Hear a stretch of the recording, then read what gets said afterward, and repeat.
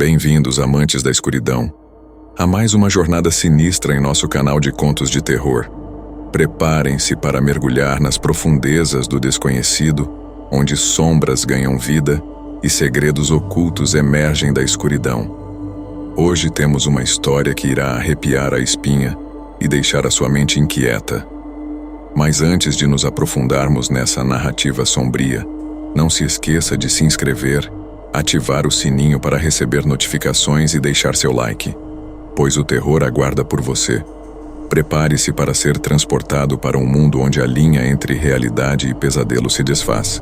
Sem mais delongas, mergulhemos de cabeça em mais um conto que desafiará os limites da sua coragem.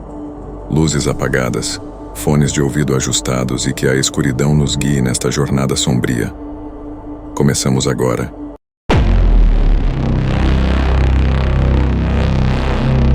O assassinato de Sharon Tate, ocorrido em 9 de agosto de 1969, é um dos crimes mais infames da história dos Estados Unidos, não apenas pela brutalidade do ato, mas também pela notoriedade das pessoas envolvidas e o impacto cultural que se seguiu. Sharon Tate era uma jovem atriz promissora, casada com o renomado diretor Roman Polanski. Grávida de 8 meses e meio, ela estava no auge de sua carreira e de sua vida pessoal quando foi brutalmente assassinada em sua própria casa, junto com 4 amigos, por seguidores de Charles Manson, líder de um culto conhecido como a Família Manson.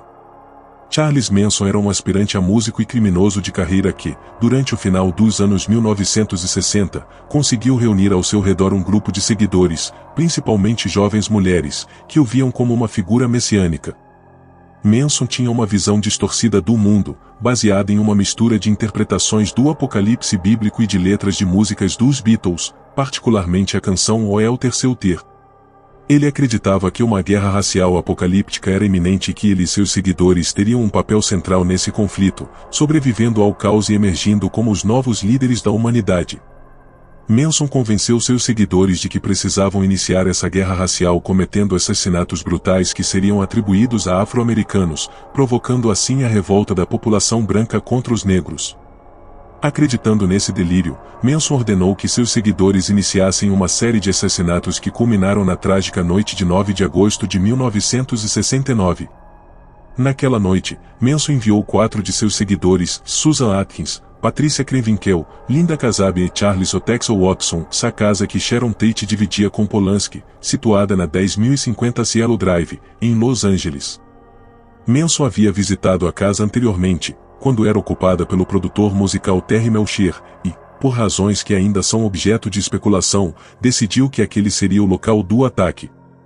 O grupo tinha ordens claras de matar todos que encontrassem na residência e de realizar o ato da maneira mais brutal possível.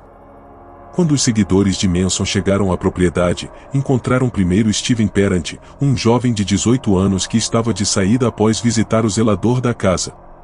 Ele foi o primeiro a ser morto, baleado por Tex Watson. Em seguida, o grupo invadiu a casa, onde Sharon Tate estava acompanhada de seus amigos Jay Sebring, um renomado cabeleireiro de Hollywood, Abigail Folger, herdeira da fortuna do Café Folger, e Wojciech Frykowski, um amigo de Polanski. O que se seguiu foi uma sequência de assassinatos extremamente violentos. Sharon Tate, Jay Sebring, Abigail Folger e Wojciech Frykowski foram brutalmente espancados, esfaqueados e mortos pelos seguidores de Manson. A cena foi macabra, e Sharon Tate, que implorou pela vida de seu filho não nascido, foi esfaqueada 16 vezes por Susan Atkins. Jay Sebring foi baleado e esfaqueado várias vezes enquanto tentava proteger Sharon.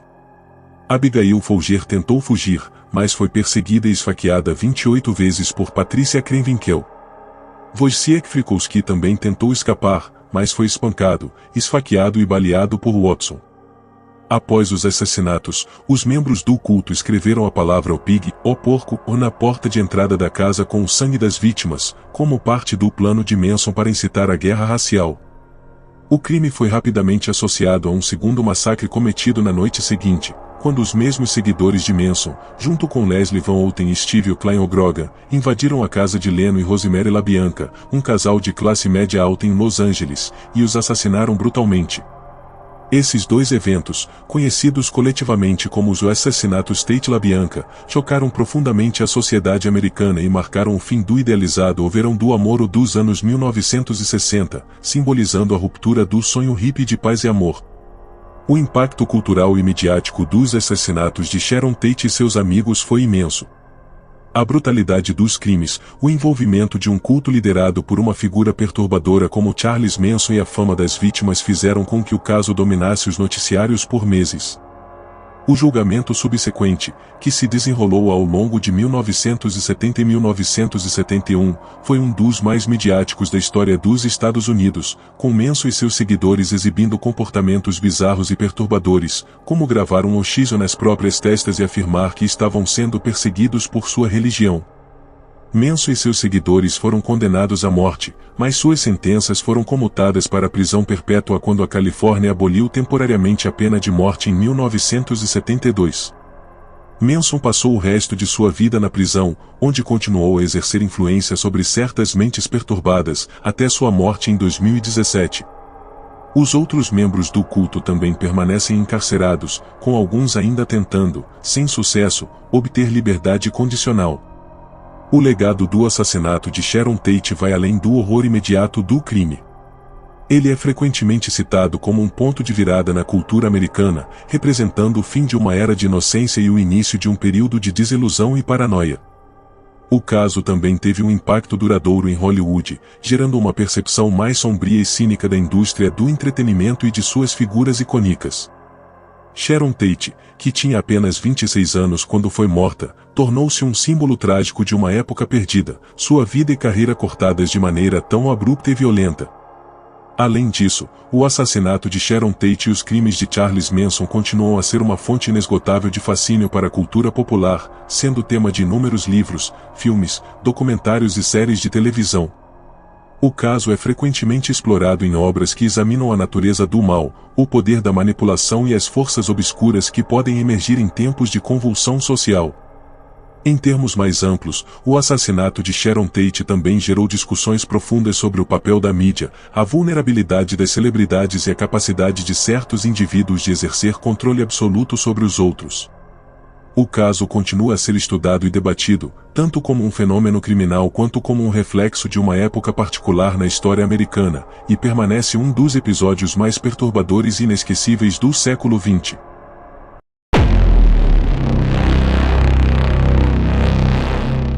O caso do maníaco do Parque refere-se a uma série de crimes cometidos por um dos mais notórios serial killers do Brasil, o assassino Francisco de Assis Pereira, também conhecido como o Maníaco do Parque.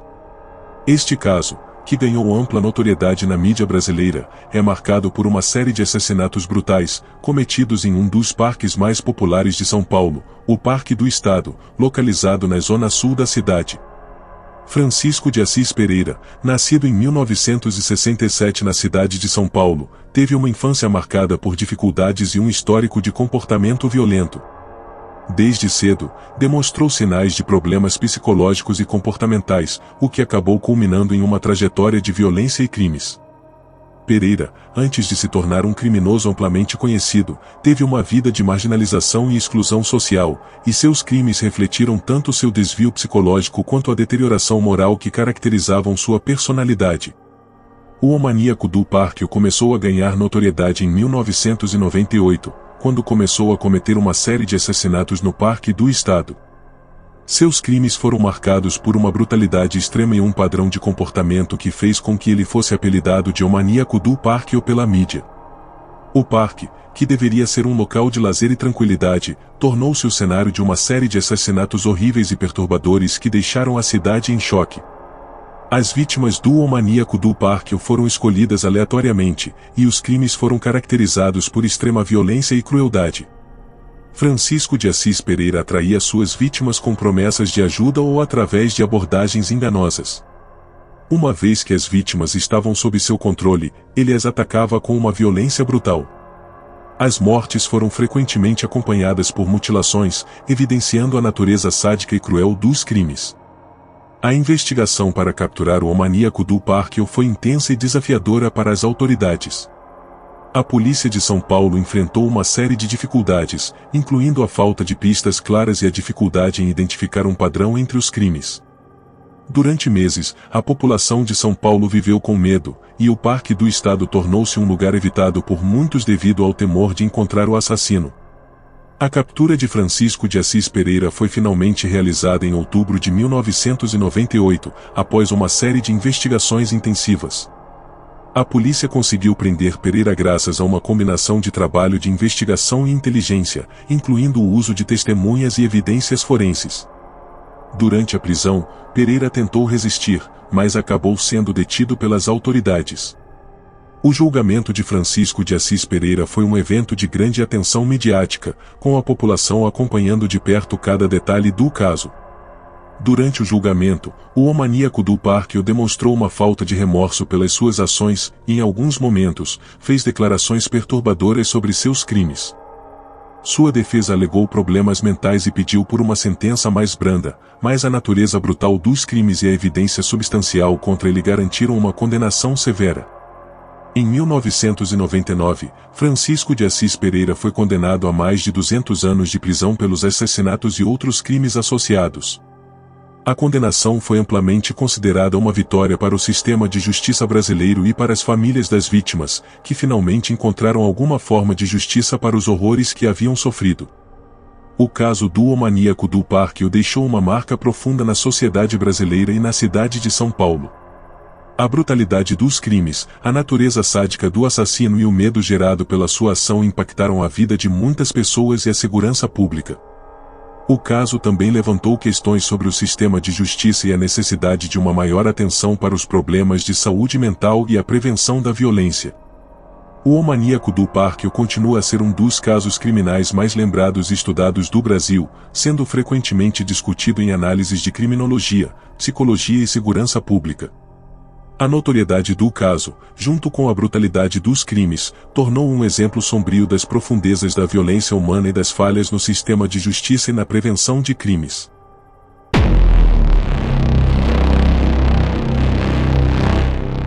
O caso do assassino do Zodíaco, um dos mais enigmáticos e perturbadores da história dos crimes dos Estados Unidos, começou a ganhar notoriedade na década de 1960 e se estendeu até os anos 1970.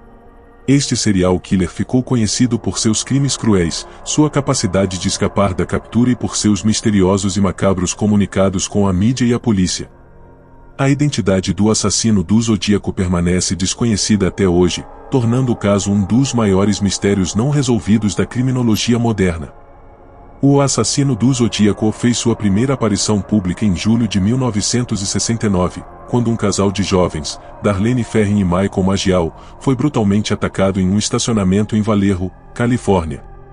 Embora o caso tenha sido inicialmente tratado como um crime comum, o assassino se manifestou publicamente através de uma carta enviada ao jornal San Francisco Chronicle, na qual reivindicava a responsabilidade pelos assassinatos e fazia ameaças adicionais. Essa carta foi acompanhada por um dos primeiros códigos criptografados, um dos vários que o assassino enviou durante sua onda de terror. O assassino do Zodíaco rapidamente se tornou um nome amplamente conhecido na mídia devido à sua ousadia e ao modo como jogava com as autoridades. Ele não apenas enviou cartas com detalhes sobre seus crimes, mas também fez chamadas para as redações dos jornais, assumindo a responsabilidade pelos assassinatos e desafiando a polícia a encontrá-lo. Sua abordagem meticulosa e seu comportamento sádico lhe conferiram uma notoriedade nacional. Entre os crimes mais notórios associados ao assassino do Zodíaco estão o assassinato de Darlene Ferrin e Michael Magial e o assassinato de Brian Artel e Cecelia Shepard, que ocorreu em 27 de setembro de 1969, no Lago Berryessa. Durante esse ataque, o assassino, usando uma máscara de capuz, se aproximou das vítimas com uma arma e um disfarce de uniforme, amarrando-os antes de atacar. Ele fez com que Artel desenhasse um símbolo de zodíaco em seu carro antes de matá-los, um ato que reafirmou sua assinatura macabra. As cartas enviadas pelo assassino do Zodíaco para os jornais são uma das características mais distintivas do caso. Nelas, ele não apenas detalhava seus crimes, mas também enviava códigos cifrados que desafiavam os leitores a decifrá-los. Muitos desses códigos foram eventualmente decifrados por amadores e criptógrafos, revelando mensagens que reforçavam o comportamento perturbador do assassino e seu desejo de se tornar uma figura lendária. A investigação para capturar o assassino do Zodíaco foi marcada por inúmeros desafios. As pistas eram escassas e, muitas vezes, contraditórias, e o assassino parecia estar sempre um passo à frente das autoridades. Os investigadores enfrentaram dificuldades em encontrar testemunhas confiáveis e em reunir provas concretas, enquanto o assassino continuava a se comunicar e a desafiar as forças da lei. Os principais suspeitos do caso incluíam Arthur Leigh Allen, um ex-condenado e criminoso com um histórico de comportamento perturbador.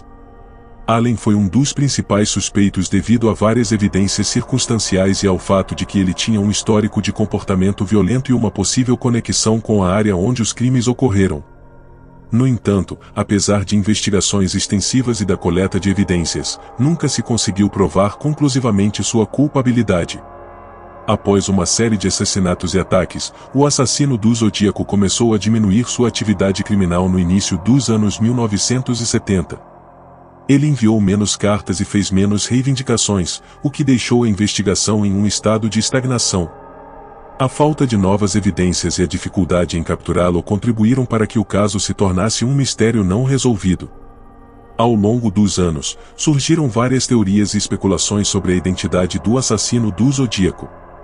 Algumas pessoas acreditam que ele pode ter se mudado para outra área ou mesmo ter morrido, enquanto outras teorias sugerem que ele poderia ter parado de cometer crimes devido à mudança em seu estilo de vida ou à preocupação com a possibilidade de ser capturado.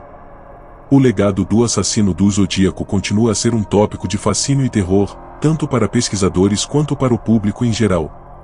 A combinação de suas cartas desafiadoras, os códigos enigmáticos e a brutalidade dos crimes o transformaram em uma figura lendária da criminologia. O caso gerou uma série de livros, filmes e documentários, que exploram o mistério e a brutalidade dos crimes, bem como as tentativas falhadas das autoridades em resolver o caso. O impacto do assassino do Zodíaco também pode ser visto na forma como ele influenciou a cultura popular e a percepção pública dos serial killers. Seu caso é frequentemente usado como um exemplo de como a violência e o comportamento sádico podem desafiar as autoridades e deixar uma marca duradoura na sociedade. Apesar dos avanços em técnicas forenses e na investigação criminal desde os anos 1960 e 1970, a identidade do assassino do Zodíaco permanece um mistério. O caso continua a ser estudado por criminologistas e investigadores amadores que buscam resolver um dos enigmas mais sombrios e perturbadores da história criminal.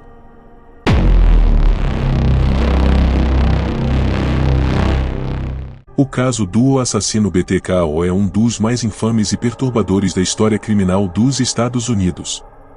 A sigla BTK, que significa obin, torture, kill ou amarrar, torturar, matar, foi adotada pelo próprio assassino para descrever sua metodologia brutal. Este caso é notório não apenas pela violência dos crimes, mas também pela maneira como o assassino jogou com as autoridades e a mídia durante um período de quase 2 décadas, mantendo seu verdadeiro identidade oculta até ser finalmente capturado. O assassino BTK iniciou sua série de assassinatos em janeiro de 1974, quando matou a família Otero em Wichita, Kansas. O primeiro ataque foi direcionado a Joseph e Julie Otero e seus filhos, Josephine e Jr. O criminoso entrou na casa da família, amarrando e sufocando as vítimas. Ele deixou a cena do crime com uma sensação de impunidade e a determinação de continuar sua série de crimes brutais. A forma metódica e calculista com que o assassino executou os crimes demonstrava um controle e uma frieza perturbadores. A metodologia do BTK era caracterizada por uma abordagem sistemática e cruel. Ele escolhia suas vítimas, muitas vezes famílias inteiras, e usava métodos brutais para amarrar, torturar e matar. Ele deixava mensagens e pistas enigmáticas para a polícia e a mídia, muitas vezes revelando detalhes sobre seus crimes que não eram conhecidos publicamente. Esses detalhes frequentemente incluíam descrições gráficas de como ele amarrava, torturava e matava suas vítimas.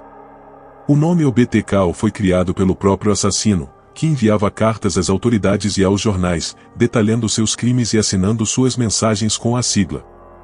O uso dessa sigla foi uma forma de se gabar de seus atos e de criar um senso de medo e confusão na comunidade.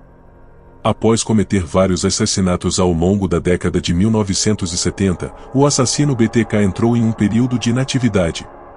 Durante essa pausa, ele parecia ter desaparecido das páginas dos jornais e dos noticiários, o que levou muitos a acreditar que ele havia morrido ou se mudado para outra área. A ausência de novos crimes e comunicações contribuiu para que o caso caísse no esquecimento, embora o medo e a insegurança persistissem entre os residentes de Wichita. Em 2004, o assassino BTK surpreendeu o público ao ressurgir após um longo período de silêncio. Ele enviou uma nova carta à mídia, detalhando mais crimes e fornecendo informações que não haviam sido divulgadas anteriormente.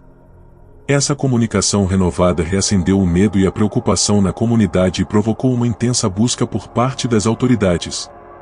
Em 2005, o BTK começou a enviar mensagens e pacotes mais frequentes, incluindo detalhes sobre seus crimes e ameaças para a polícia e a mídia. Ele também começou a se comunicar diretamente com os investigadores, desafiando-os a capturá-lo. A comunicação do assassino incluía não apenas cartas, mas também vídeos e uma série de outras evidências que deixavam claro que ele estava tentando provocar e manipular a polícia. A captura do assassino BTK foi possível devido a uma combinação de fatores, incluindo o trabalho diligente dos investigadores e uma série de erros cometidos pelo próprio criminoso. Em 2005, Dennis Rader, o homem por trás da máscara do BTK, foi identificado e preso. Ele foi capturado após enviar um disco rígido para a mídia e a polícia, que foi rastreado até ele devido a metadados incrustados no arquivo. Através dessa pista e de outros indícios, as autoridades conseguiram ligar Rader aos crimes. Dennis Rader foi um membro respeitado da comunidade e um funcionário público em Wichita. Sua vida dupla como assassino em série chocou seus vizinhos e a comunidade. Após sua prisão, ele confessou os crimes e forneceu detalhes horríveis sobre sua metodologia e motivações. Dennis Rader foi julgado em 2005 e se declarou culpado de todos os crimes que lhe foram imputados. Ele foi condenado a 10 penas de prisão perpétua sem possibilidade de liberdade condicional. Durante o julgamento, ele forneceu detalhes gráficos sobre os crimes e expressou seu prazer em ter causado sofrimento e medo às suas vítimas e à comunidade. O caso do assassino BTK teve um impacto profundo em Wichita e em outras partes dos Estados Unidos. Ele provocou uma sensação de medo e insegurança e destacou a capacidade de um indivíduo para esconder sua verdadeira natureza sob uma fachada de normalidade. O caso também revelou a importância do trabalho investigativo e da tecnologia na resolução de crimes complexos e na captura de criminosos. O legado do assassino BTK continua a ser um exemplo perturbador da capacidade de um indivíduo para enganar a sociedade e a polícia. A forma como ele manipulou a mídia e a comunidade, juntamente com sua capacidade de manter sua identidade oculta por tanto tempo, contribuiu para a notoriedade e o impacto duradouro do caso. O estudo desse caso oferece uma visão sobre os mecanismos psicológicos e comportamentais que podem levar um indivíduo a se tornar um assassino em série e sobre os desafios enfrentados pelas autoridades na resolução de tais crimes.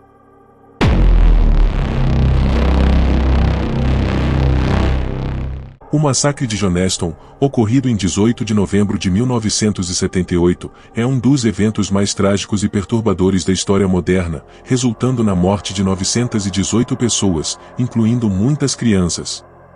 Esse evento foi o culminar de uma série de fatores que envolvem um líder carismático, Jim Jones, e seu movimento religioso, o Templo dos Povos, além de uma combinação fatal de manipulação psicológica, ideologia apocalíptica e circunstâncias políticas e sociais. Jim Jones fundou o Templo dos Povos na década de 1950, em Indianápolis, como um movimento que pregava a igualdade racial, a justiça social e a comunidade. No entanto, ao longo dos anos, a organização evoluiu de um grupo religioso progressista para um culto liderado por um homem que se via como uma figura messiânica. Jones tinha uma habilidade extraordinária para manipular seus seguidores, usando uma combinação de carisma, pregação sobre o fim dos tempos e práticas de controle mental. Ele prometia uma sociedade utópica livre de racismo e injustiça, o que atraiu muitas pessoas desiludidas com a sociedade americana da época. Na década de 1970, sob crescente escrutínio da mídia e das autoridades devido a acusações de abuso e exploração, Jones decidiu mover sua congregação para uma remota área da Guiana, na América do Sul, onde ele acreditava que poderia criar a comunidade utópica que tanto pregava. Esse local, chamado de Joneston, foi promovido como um paraíso, onde os seguidores do Templo dos Povos poderiam viver em paz e harmonia, longe da opressão do governo dos Estados Unidos. No entanto, a realidade de Joneston era muito diferente do que havia sido prometido. A comunidade estava isolada, vivendo em condições difíceis, e sob o domínio absoluto de Jones, que se tornava cada vez mais paranoico e controlador. Ele mantinha seus seguidores em constante estado de alerta, convencendo-os de que o governo dos Estados Unidos estava prestes a atacá-los e que eles precisavam estar preparados para lutar até o fim. A situação em Joneston começou a atrair a atenção da mídia e de políticos nos Estados Unidos, principalmente devido às preocupações de familiares dos membros do Templo dos Povos, que estavam preocupados com o bem-estar de seus entes queridos. Em resposta a essas preocupações, o congressista Leo Ryan decidiu viajar até Joneston em novembro de 1978, acompanhado de uma delegação de jornalistas e familiares, para investigar o que realmente estava acontecendo. A visita de Ryan inicialmente parecia estar indo bem, mas logo se tornou evidente que muitos dos residentes de Joneston estavam desesperados para escapar. Durante a visita, vários membros do culto pediram para sair com a delegação de Ryan, o que enfureceu Jim Jones. No dia 18 de novembro de 1978, quando Ryan e seu grupo estavam prestes a deixar Joneston, eles foram emboscados por guardas leais a Jones no aeródromo de Port Kaituma. 5 pessoas, incluindo o congressista Leo Ryan, foram mortas a tiros, e várias outras ficaram feridas. Após o ataque no aeródromo, Jones percebeu que o fim estava próximo. Ele convocou uma reunião de emergência no pavilhão principal de Joneston, onde, com a ajuda de seus tenentes, iniciou o que chamou de o ato revolucionário de suicídio. Jones convenceu seus seguidores de que o governo viria para matá-los e que a única saída honrosa seria tirar suas próprias vidas. Ele preparou um coquetel de cianeto misturado com suco de frutas, que foi administrado primeiro às crianças e depois aos adultos. Muitos ingeriram o veneno voluntariamente, acreditando que estavam realizando um ato heróico. Outros foram forçados a beber, ou mesmo injetados com o veneno. Aqueles que tentaram resistir foram ameaçados e, em alguns casos, assassinados pelos guardas armados de Jones. Quando as autoridades guianenses chegaram ao local, encontraram uma cena de horror inimaginável, de corpos espalhados por toda a comunidade, muitos dos quais abraçados, como se tivessem tentado encontrar conforto uns nos outros nos momentos finais. No total, 918 pessoas morreram em Joneston, incluindo 304 crianças. Jim Jones foi encontrado morto com um ferimento de bala na cabeça, que acredita-se ter sido auto-infligido. O massacre de Joneston deixou uma marca indelével na história, levantando questões sobre o poder da manipulação mental, o fanatismo religioso e a vulnerabilidade das pessoas a líderes carismáticos que prometem um paraíso na Terra. Ele também trouxe à tona a importância da supervisão e da intervenção governamental em casos de abuso de poder e de direitos humanos. A tragédia também teve um impacto profundo nos sobreviventes e nos familiares das vítimas. Muitos dos que escaparam de Joneston ou perderam entes queridos no massacre sofreram de traumas psicológicos severos e passaram o resto de suas vidas tentando lidar com a dor e a culpa. A história de Joneston continua a ser estudada como um exemplo extremo de até onde o controle mental e o fanatismo podem levar, e serve como um aviso sombrio sobre os perigos de se entregar cegamente a uma ideologia ou a um líder sem questionamento. Desde então, o termo Joneston tornou-se sinônimo de tragédia e de culto, e o legado de Jim Jones e do Templo dos Povos é lembrado como um dos capítulos mais sombrios da história moderna. O massacre é frequentemente citado em discussões sobre o poder do culto e a psicologia das massas, e continua a ser um exemplo doloroso de como a fé e a lealdade podem ser exploradas de maneiras destrutivas e mortais.